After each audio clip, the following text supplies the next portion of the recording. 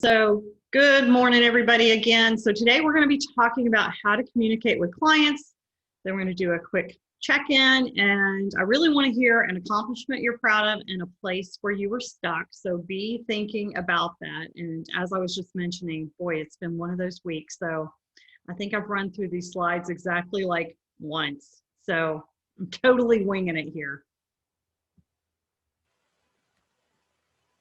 So let's just jump right in, and let's start with the why. Why communicate? Seems kind of dumb, right? Why would you even? Of course we want to communicate with our clients, but your communication really needs to be strategic, right? So some of you folks are from Claremont, so you know Dr. Stuart Donaldson, and he wrote a fabulous article, and I forget who his co-author is, on extreme evaluation anxiety. It's one of my favorite articles. So communicating with clients really helps reduce their evaluation anxiety. And if I've learned one thing over the last almost 20 years now, that clients really need a lot of hand-holding. And communication helps them feel a little bit less anxious. A lot of times they may have had a bad experience with an evaluator. That's something I always ask about when I'm entering a new relationship with a client. I want to know, have they worked with an evaluator? How did it go? I want to kind of fish around and figure out why they're not hiring them anymore. A lot of times people really feel like it's like a personnel evaluation, and I always make sure that no, I don't do that kind of thing. It's not what I do, especially if there's a lot of staff around. The frontline staff can be worried about that. They may be afraid that the evaluation is going to look bad, and for some reason, you know, they may lose funding. So you want to over communicate and really help reduce that anxiety. So then the other thing communication does then is to keep clients engaged. What I try to fish out in my initial conversations with clients is, what are their expectations in terms of me as the evaluator and their role? And I try to make it really clear that I expect them to be engaged throughout the whole process.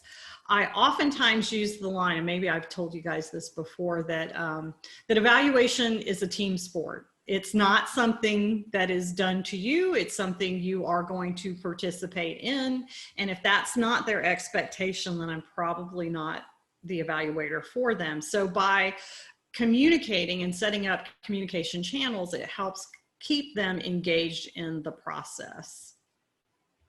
And then lastly, and there's probably a whole lot more we can talk about, it keeps the project on track, keeps me aware of what we're supposed to be working on, and it keeps the client engaged in the work plan that we've set out, all of the deliverables and all of the deadlines. All right, so I've kind of broke this up into like stages of how you might communicate at different parts of the relationship. So we're going to be talking about first date, and then kind of the dating process, if you will. I almost called that courting, and then I just decided that was too old-fashioned. And then we're going to talk about saying goodbye. Now, sometimes you're going to keep the client, especially if you do a great job and the funding is there, or you really work to build their evaluation capacity. Hopefully you're going to keep that relationship for a while. But sometimes, especially on larger projects, I find you may do a one and done kind of situation. So we're going to talk about that, how you say goodbye. So let's talk about the first date and what kinds of things you need to be aware of as far as communication. So years ago now, probably, I don't know, probably 4 or 5 years ago, I wrote a blog. You'll have to dig it out of my website. If you go onto my website and look for blog and go back a bit, you're going to find a blog on what what evaluators rather can learn from Southerners. So the first thing is to find a connection, right? A good Southerner would never just break into business. That would be really considered impolite, right? So you want to find a connection. So, you know, if we are ever in a situation where you can be in somebody's office, for example, and you see a picture of their kid playing music and you play an instrument, You can make that connection. Find something that you have in common and create that personal connection before you do anything else. It's just really important. It shouldn't be cheesy. It really needs to be natural and sincere. What I'm really looking for is, do I like this person? Do they like me? One of the advantages of being an independent consultant, and especially after you've been doing the work a while, you really can pick and choose the clients that you want to talk to. So make that connection before you talk about business. Then you want to be sure and present your evaluation approach. Describe how you are going to enter into this relationship, what they can expect, whether or not you're going to start off with a theory of change or a logic model, what they can expect in terms of evaluation planning and developing products like surveys and interviews, those kinds of things. Talk to them about how you communicate information, whether it be through infographics, how you view reporting, and then debriefing, the whole process. Describe your approach. And then you want to also talk about your values as an evaluator. Of course, you know, we have ethics, we have competencies. You might want to highlight some of those things that are important for you. For me, I always talk about the fact that I'm a community psychologist, that I really believe in systems level change and strategic change, that equity is really important to me, and I look for those kinds of things in every project that I take on. So whatever your core values are as a business, as a professional, you want to make sure that you highlight those for your client. And then finally, you want to get clarity on what their needs are. Sometimes they're going to be really clear about what those are. Many times they really have no clue, especially if there is external pressure for the evaluation. They may not know. They may have performance measures, right? But really want to get an idea of what they need, and then walk them through it. Sometimes I ask them, and I got this tip from a professor in graduate school, ask them to describe the last paragraph of their evaluation report. What would their evaluation report say? That will help them get clarity if they don't already. So just some tips on that first date. So what do you think the elephant in the living room is? I'm curious if anybody can guess. The elephant in the room that we never want to talk about. Yeah, money, money, money. You've got to bring it up, right? You can't create a statement of work without having some idea. It's a little awkward to bring that up on the first date. You might not want to say, you know, how much credit card debt do you have? But you do have to have some idea of what their budget is. I sometimes use this kind of phrase, and I'm pretty sure I got this from E. Jane Davidson, where I ask, and I just did this the other day, look, I need to know, am I building a moped or a Harley? And the answer I got was, well, you're definitely not building a moped, but not a tricked out Harley. Still didn't give me the number. And I get that, right? Clients are often afraid that if they give you a number, you're going to go right to that number. But you do have to have some idea of what their budget is. It will help if they give you that list of deliverables to really set a good budget. So sometimes if you're applying for a proposal, a formal proposal, it's outlined there. Even then, sometimes it's not really clear. But anyway, you need to have some kind of ballpark to know whether or not how to put together a good proposal. So then let's talk about dating. Let's assume that you've passed the first date, and that first date may be an initial phone call, or it could be you've gotten the contract. But let's assume you've gotten the contract, you're moving on. So the first thing I want to find out is, what are their communication preferences? Everybody's got a preferred way of communicating. Before we came on the call, we were talking about the benefits of Zoom, right? There's more engagement, but we're all kind of tired of it. So let's talk about it. So one thing that we do in our business is we hold monthly phone calls with every single client that we have. every single one, whether or not it's a $20,000 contract or more. Everybody gets a monthly phone call. They usually are 30 minutes. Sometimes they can be longer, but we budget that in as a deliverable. So that's our monthly check-in, where we're going through all of our deliverables. We're talking about what's going well, staying up to date on anything that's changed. And if you do community work, believe me, things have changed along the way. So really, really important. Then emails, right? So we try to respond to emails right away. I am trying to like cut down on how often I check my emails, because I tend to be pretty much like tied to my emails, and just in terms of my own energy and focus, I'm trying to only check emails about 3 times a day, but we are super responsive. And then, you know, maybe one day we'll get to meet in person. You know, the one thing that I didn't put on here that's really, really important, I'm going to have to add it, is good old-fashioned phone calls. So my husband's been in business for like 30 years, and I got this tip from him. If it takes more than 2 emails, you probably need to pick up the phone and call somebody. That's been kind of hard for some of the younglings that I have that are practicum and intern students that I have in the summer, is to teach them that trick, because they're more inclined to just send an email or in a text. But sometimes email is just not going to do it, and you really need to pick up that phone and have a phone conversation. Everybody's got, as I said, a personal communication style that they prefer. So try to figure that out. I've got a few clients that will just send me a cryptic email. Actually, that reminds me, I've got somebody I've got to call back today, and I got a not even a complete sentence, call me, right? So pay attention to that. All right, so the one thing you should not avoid, and this will be a whole session, we'll do a whole session just on this, is difficult conversations, but I've included this book because it really is kind of fabulous.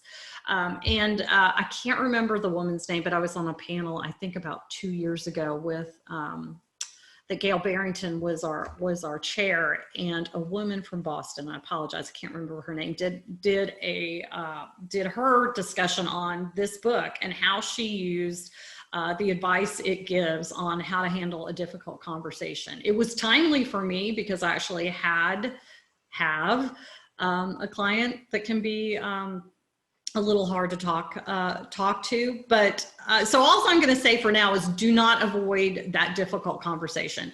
If you have that feeling that things are not going well, that the communication is not clear or breaking down, then it's really important just to go ahead and have that conversation. So I'll give you a preview of this book. One of the lines that I really got from the book is, the story I'm telling myself about this situation is fill in the blank, right? And I used this approach with that client, and it was very, very, very helpful. It occurs to me as I'm talking to you that Brene Brown uses that kind of language too. Not sure if you probably know who she is, but anyway, we'll talk about this another time. So then let's talk about saying goodbye, and you're at the end of an engagement, and what are some of the things that you should do.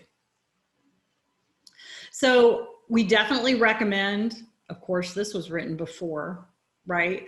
That you have an in-person closeout meeting with the client. And one of the things that I like to do is known as a do well, do better process, right? So you're going to talk about, hey, what did we do in this evaluation that worked really well? What are some things that we could do better? So we did this a few months ago, actually, with a client. And what we learned, and I meant to say this earlier, but this comes to mind. What we learned is that we absolutely delivered on our deliverables. We were timely, good quality work, but there was a little role confusion between myself as the PI and the senior evaluator, where sometimes we were kind of cross-communicating with the client. So that comes to mind in terms of communication. Decide, if you're on a team, who is communicating with the client about what, so they don't get overwhelmed. We probably wouldn't have known that if we hadn't had that closeout meeting and asked that question. So this year, we've aligned our roles, we've defined our roles, and we have decided who is communicating with the client about what, so that they are not overwhelmed. And you definitely want to celebrate success and emphasize the learning that has come from the evaluation. This is a great time, especially if it's not a contract that is going to be continuing. And even if it is, to ask for a testimony that you can use on your website. So we do have a client feedback form, and I will do my best to remember to send that to you guys. So let's talk about some of the questions that are on that feedback form. So you might ask, and you don't have to use these words, something about, hey, what's the most significant thing you learned from this evaluation? Kind of an appreciative inquiry approach. And what about it was significant? Hey, you know, we learned that our implementation was not what we thought it was. We really didn't hit it as far as our implementation. So next year we need to do better in terms of working with our, let's say our teachers to implement our substance abuse prevention program, right? That might be an example. You might ask, hey, what surprised you about the evaluation? They may say something like, wow, I was afraid of this going into it, and you know, it didn't suck. You know, that it actually was fun. We learned some things, right? So you may get some interesting answers from your clients. So ask them about what was surprising. You can ask them what evaluation activity was most helpful and why. What was an activity that was least helpful? They may have, you know, they may say, hey, that logic model session you did was really, really great. But, you know, turns out we really didn't need that success story after all. We didn't end up using it. I'm totally making this up here. And then finally, where does your organization, what do you need in the future? Is there any other training? What do you need to continue your evaluation growth? Oh, I lied. And what are the next action steps you should take? So, all right, so lessons learned. Here's what I have learned and have been giving a lot of thought to in probably the last year or so, is to schedule in, maybe as a deliverable, a check-in session post-engagement. Build this into your budget, but have it defined as a deliverable, maybe 3 months, maybe 6 months, or both down the road, to have a check-in so that you're building in implementation of the evaluation findings. I've had a couple of projects in the last couple of years where the project was over and it's like you had a breakup and you didn't know you had a breakup, right? So there's been no communication with the client. We do, you know, I do things like I'll write a note card. I'll send them an email if I see an article or a piece of information or a resource that I think. But there's been a couple of situations that I think would have helped build their evaluation capacity and keep that relationship. I'm not necessarily looking for a continuing contract, although that would be nice. But yeah, just to keep that communication going. So just a tip that I've been thinking about that I will probably put into practice. All right, so now we're gonna, it's your turn. I want you to talk about what you have learned about communication, and then we're gonna share your accomplishments and a place where you are stuck. And as always, you guys know how to get a hold of me. So I'm going to stop our recording. I hope.